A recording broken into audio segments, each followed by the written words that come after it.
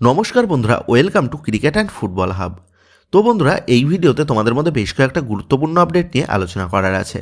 সেহেতু এই ভিডিওটা একটু না স্কিপ করে তোমাদের পুরোটা দেখার অনুরোধ থাকলো। আর তোমরা যারা আমাদের এই চ্যানেলে প্রথমবার এসেছো তারা কিন্তু অবশ্যই আমাদের এই ভিডিওতে একটা লাইক দিয়ে আমাদের এই চ্যানেলটাকে সাবস্ক্রাইব করে রেখো, কারণ তুমি কিন্তু এখানে তোমাদের প্রিয় দলের সমস্ত রকম খেলার খবর সবার আগে পেয়ে যাবে। তো চলো আর দেরি না করে আজকের ভিডিওর মেন টপিকগুলো নিয়ে আলোচনা শুরু করা যাক।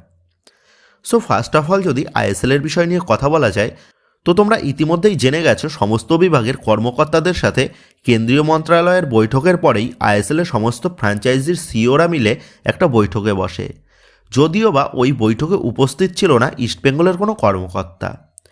তো সিইওদের নেওয়া ওই বৈঠকে সিদ্ধান্ত নেওয়া হয় আইএসএল যদি লং টার্মের জন্য হয় তাহলেই তারা আইএসএলে অংশগ্রহণ করবে।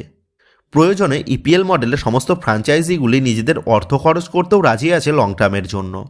আর অধীনের ওই বৈঠকের পরেই আভাস পাওয়া যাচ্ছে আইএসএলের ভবিষ্যৎ অন্ধকারের দিকে, কারণ কেন্দ্রীয় মন্ত্রণালয়ের তরফ থেকে তারা কোনো মতনভাবে এই মৌসুমের আইএসএল চালু করার বিষয়ে জোর দিলেও পরবর্তীতে আইএসএল কেমনভাবে হবে বা কোন সংস্থা চালাবে সেই বিষয়ে অধীনের মিটিংয়ে কিন্তু কেন্দ্রীয় মন্ত্রণালয়ের তরফ থেকে কোনো স্পষ্টভাবে কোনো ধারণা দেওয়া হয়নি।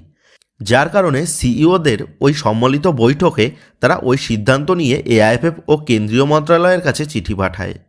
অপর দিক দিয়ে অধীনের মিটিংয়ে উপস্থিত ছিল না ইস্টবেঙ্গলের সিইও। ইস্টবেঙ্গলের তরফ থেকে জানানো হয়েছে পরে যদি ক্লাবরা লিগ চালায় তাহলে আমরা থাকব, কিন্তু এই মুহূর্তে আমরা লিগ পরিচালনার দায়িত্বে থাকতে চাইছি না।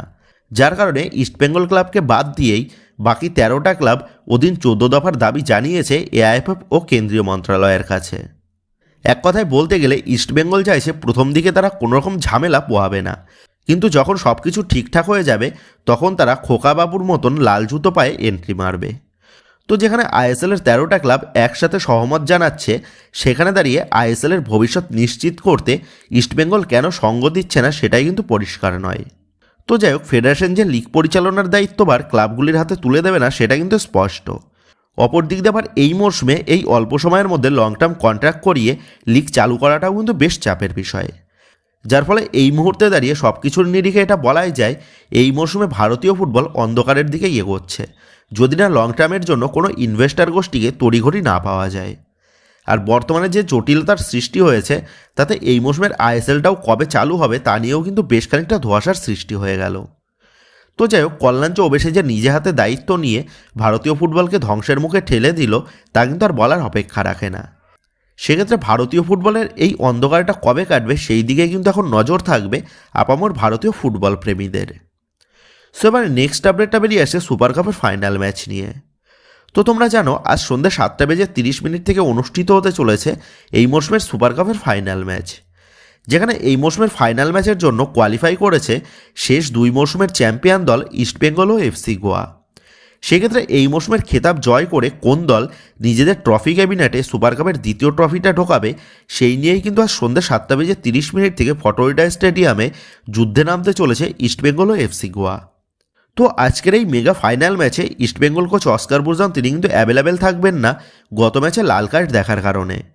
অপর দিক দিয়ে এফসি গোয়ার তরফ থেকেও তাদের গুরুত্বপূর্ণ প্লেয়ার ইকের সেও কিন্তু এই ম্যাচে অ্যাভেলেবেল থাকছে না, যার কারণে দুই দলের জন্যই কিন্তু একটা বড় সমস্যার সৃষ্টি হতে পারে তাদের দলের প্লেয়ার ও হেড কোচের অনুপস্থিতির কারণে। তো যাই হোক, তোমরা আজকের এই মেগা ফাইনাল ম্যাচটা লাইভ দেখতে পেয়ে যাবে টিভিতে স্টার স্পোর্টসের চ্যানেলে এবং মোবাইলে জিও হটস্টার অ্যাপে।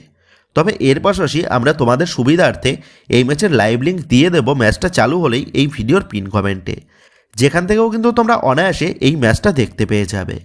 তবে আমাদের দেওয়া লিঙ্ক থেকে খেলা দেখার জন্য তোমাদের যে কাজটা করতে হবে তা হলো আমাদের এই ভিডিওতে একটা লাইক দিয়ে, যারা এখনও পর্যন্ত আমাদের চ্যানেলটাকে সাবস্ক্রাইব করোনি বা আমাদের এই চ্যানেলে প্রথমবার এসেছো তারা অবশ্যই আমাদের এই চ্যানেলটাকে সাবস্ক্রাইব করে দিও, কারণ তোমরা কিন্তু আমাদের এই চ্যানেল থেকে এই সমস্ত গুরুত্বপূর্ণ ম্যাচের লাইভ লিঙ্কের পাশাপাশি ভারতীয় ফুটবল রিলেটেড সমস্ত রকম লেটেস্ট আপডেটগুলো সবার আগে পেয়ে যাবে।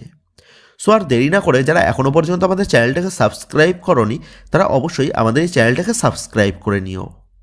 তো যাই হোক, এবার যদি এই ম্যাচের জন্য ইস্টবেঙ্গলের প্রথম একাদশ নিয়ে কথা বলা যায়, সেক্ষেত্রে কোচ অস্কার বুরজানের নেতৃত্বে সহকারী কোচ বিনো জর্জ তিনি কিন্তু এই ম্যাচের জন্য ইস্টবেঙ্গলের 4-5-1 এই ফরমেশনে দল নামাতে চলেছেন, যেখানে দলের গোলপোস্টের নিচে দেখা যাবে গিলকে। দলের 4 ডিফেন্সের মধ্যে লেফট ব্যাক পজিশনে দেখা যাবে জয় গুপ্তা অথবা লালচুংডুঙ্গাকে এবং রাইট ব্যাক পজিশনে দেখা যাবে রাকিবকে। আর দলের জোড়া সেন্টার ব্যাক হিসেবে দেখা যাবে কেভিন সিভিলের সাথে আনোয়ার আলীকে। দলের 3 মিডফিল্ডার হিসেবে থাকবে মিগুয়েল সাউল ক্রেসপো এবং রাশিদ। প্রথম একাদশের 2 উইং ব্যাক হিসাবে দেখা যাবে বিপিনের সাথে মহেশকে এবং দলের স্ট্রাইকার হিসাবে হিরোশি অথবা হামিদ, এদের দুজনের মধ্যে যে কোনো একজন স্টার্ট করবে। সো এইরকমই প্লেইং 11 নিয়ে আজ কিন্তু মেগা ফাইনাল ম্যাচে মাঠে নামতে চলেছে ইস্টবেঙ্গল। তো বন্ধুরা, তোমরা কমেন্ট করে জানিয়ে দিও আজকের এই মেগা ফাইনাল ম্যাচে কোন দল বাজিমাত করতে পারে বলে তোমার মনে হচ্ছে। তো এই বিষয়ে তোমাদের মতামতটা অবশ্যই নিচে কমেন্ট করে জানিয়ে দিও। তো যাই হোক, এবার পরবর্তী আপডেটগুলো বেরিয়ে আসছে মোহনবাগানকে নিয়ে।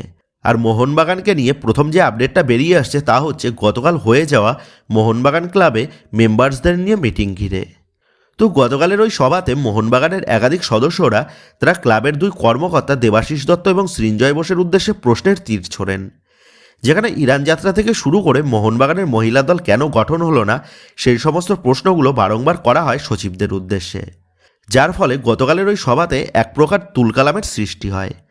তবে গতকালের ওই মিটিংয়ে ক্লাব কর্মকর্তাদের তরফ থেকে জানানো হয়েছে তাদের দেওয়া আশ্বাস তারা পূরণ করবে। তবে ACL 2 এর ম্যাচ খেলার জন্য মোহনবাগানকে কেন ইরানে পাঠানো হলো না সেই বিষয়েও কিন্তু গতকাল কোনোরকম উত্তর জানানো হয়নি সচিবদের তরফ থেকে সমর্থকদের উদ্দেশ্যে। তো যাই হোক, আমরা আশা করব মোহনবাগানও একদিন তারা মহিলা দল গঠন করবে এবং তারাও ভারতীয় ফুটবলের জন্য একটা নতুন নিদর্শন সৃষ্টি করবে।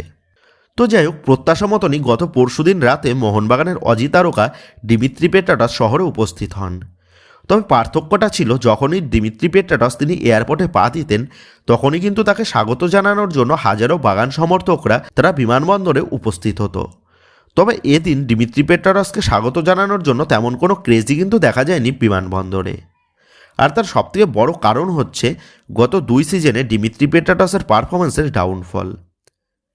তবে এর মাঝে যে পজিটিভ বিষয়টা লক্ষ্য করা গেছে তা হলো ডিমিত্রি পেট্রাটসের ছবি দেখে বেশ খানিকটা রোগা রোগা দেখা যাচ্ছে, যার কারণে আশা করা যাচ্ছে কোচ সার্জিও লোবেরার নেতৃত্বে ডিমিত্রি পেট্রাটসকে আমরা আবারও পুরনো ছন্দে খুঁজে পেতে পারি। তো যাই হোক, কোচ সার্জিও লোবেরার প্রসঙ্গে কথা বলতে গেলে সর্বপ্রথম উঠে আসছে কোচ সার্জিও লোবেরা তিনি কবে ভারতে পা দেবেন। কারণ দলের নতুন কোচের পদে কোচ সার্জিও লোবেরার নামটা বেশ কিছুদিন আগে ঘোষণা হয়ে গেলেও কোচ সার্জিও লোবেরা তিনি কিন্তু এখনও বাগান অনুশীলনে যোগ দিতে পারেননি, কারণ তার ভিসা সমস্যাটা নাকি এখনও মেটেনি। যার কারণে সমর্থক মহলে এখন একটাই প্রশ্ন যে কোচ সার্জিও লোবেরা তিনি কবে থেকে দলের অনুশীলনে যোগ দেবেন। আর এই বিষয় নিয়েই বর্তমানে যে আপডেটটা উঠে আসছে তা হলো আগামী 3 থেকে 4 দিনের মধ্যেই কোচ সার্জিও লোবেরার শহরে পা দেওয়ার সম্ভাবনা প্রবল। সেক্ষেত্রে কোচ সার্জিও লোবেরার নেতৃত্বে মোহনবাগান দল আবারও কেমনভাবে কামব্যাক করে সেই দিকে কিন্তু এখন নজর থাকবে আপামর বাগান জনতার। তো যাই হোক, এবার লাস্ট আপডেটটা বেরিয়ে আসছে লিস্টন কোলাসোর প্রসঙ্গে। তো তোমরা জানো গত মৌসুমে ওড়িশা FC তারা কিন্তু লিস্টন কোলাসোকে দলে নেওয়ার জন্য প্রবলভাবে চেষ্টা করেছিল, কারণ কোচ সার্জিও লোবেরা তিনি লিস্টন কোলাসোকে ওড়িশা FC দলে চেয়েছিলেন। তবে মোহনবাগান ম্যানেজমেন্ট তারা কিন্তু লিস্টন কোলাসোকে কোনো মতেই ছাড়তে রাজি হয়নি। আর এখন থেকে যেহেতু কোচ সার্জিও লোবেরা তিনি মোহনবাগানের দায়িত্বভার সামলাবেন সেহেতু তিনি কিন্তু এবার থেকে লিস্টন কোলাসোকে হাতে পাবেন, যার ফলে লিস্টন কোলাসোকে নিয়ে কোচ সার্জিও লোবেরা যে পরিকল্পনা করেছিল ওড়িশা FCতে, তো সেই পরিকল্পনার এবার কিন্তু বাস্তবায়িত তিনি করতে পারবেন মোহনবাগান দলে। যার ফলে আশা করাই যায় কোচ সার্জিও লোবেরার নেতৃত্বে এখন থেকে কিন্তু লিস্টন কোলাসোকে আমরা নতুন ভূমিকায় দেখতে পেতেই পারি। তবে সবশেষে একটাই বড় প্রশ্ন, কবে থেকে ভারতীয় ফুটবল আবারও চালু হবে? কারণ ভারতীয় ফুটবল চালু না হলে কোনো দলই কিন্তু আর মাঠে নামতে পারবে না, আর যেটা কিন্তু এই মুহূর্তে দাঁড়িয়ে ভারতীয় ফুটবলের জন্য একটা বেশ অন্ধকারময় দিন তা কিন্তু বলাই যায়। সেক্ষেত্রে আশা করা যাচ্ছে দ্রুত ভারতীয় ফুটবলের এই অন্ধকার দিনটা কেটে আবারও নতুন আশার আলো দেখতে পাবে সকল ভারতীয় ফুটবল সমর্থকরা। তো যাই হোক বন্ধুরা, এই ভিডিওতে এই আপডেটগুলো নিয়েই তোমাদের মধ্যে আলোচনা করার ছিল। তো আশা করি ভিডিওটা তোমাদের ভালো লেগেছে। তো যদি ভিডিওটা ভালো লেগে থাকে তাহলে ভিডিওতে লাইক দিয়ে চ্যানেল সাবস্ক্রাইব করে পাশে থাকা বেল আইকনটা অবশ্যই প্রেস করে দিও। আর তোমরা যারা এখনও পর্যন্ত আমাদের সোশ্যাল মিডিয়া পেজের সাথে যুক্ত হওনি তারা নিচে ডেসক্রিপশন বক্সের লিঙ্ক থেকে আমাদের সোশ্যাল মিডিয়া পেজের সাথে যুক্ত হয়ে যেও, কারণ এখন কিন্তু সমস্ত রকমের লেটেস্ট আপডেটগুলো সবার আগে আমাদের সোশ্যাল মিডিয়া পেজেই পোস্ট করা হয়। আর তোমরা এখন ফেসবুক এবং ইনস্টাগ্রামে গিয়ে তোমরা আমাদের এই চ্যানেল নাম লিখে সার্চ করলেও তোমরা কিন্তু আমাদের ফেসবুক এবং ইনস্টাগ্রাম পেজটাও খুঁজে পেয়ে যাবে। সেক্ষেত্রে তোমার প্রিয় দলের সমস্ত রকম লেটেস্ট আপডেট সবার আগে জানার জন্য এবং আমার সাথে সরাসরি যে কোনো বিষয়ে কথা বলার জন্য তোমরা অবশ্যই মনে করো আমাদের সোশ্যাল মিডিয়া পেজের সাথে যুক্ত হয়ে যেও। তো বন্ধুরা এই ভিডিওটা এটুকুই ছিল, তো আসি বন্ধুরা, দেখা হচ্ছে পরের ভিডিওতে।